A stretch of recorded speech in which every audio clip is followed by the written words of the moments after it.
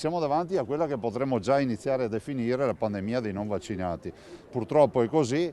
Io spero che ci sia sicuramente un intervento pacificatore, perché questa comunità non ha bisogno di conflitti al suo interno. Dall'altro però noi sappiamo che se oggi possiamo quantomeno vivere liberi e non avere le restrizioni, lo dobbiamo al fatto che l'84,6% dei veneti si sono vaccinati.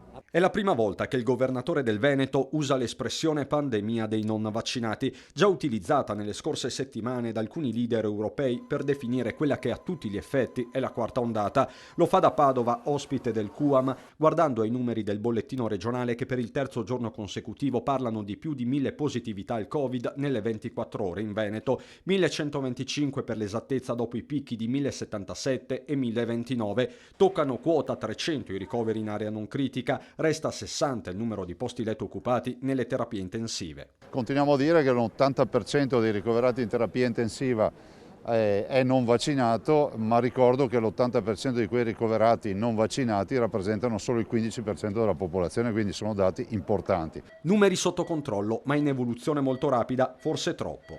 I numeri sono ancora contenuti, sono bassi, ma crescono forse un po' troppo velocemente. Io credo che dobbiamo mantenere alta l'attenzione, mantenere alte le misure che finora ci hanno permesso di contenere l'epidemia e vaccinarsi.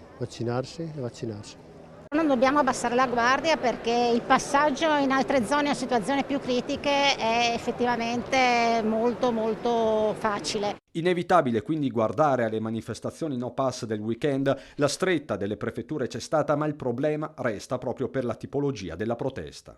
Sono manifestazioni all'interno delle quali c'è anche un po' di ostracismo, ad esempio verso la mascherina. Del resto alcuni esponenti di che oggi protestano contro il vaccino a marzo 2020, aprile 2020 erano no mask e protestavano anche contro la mascherina. Allora mi chiedo se il problema è il vaccino o il problema in generale è qualcos'altro.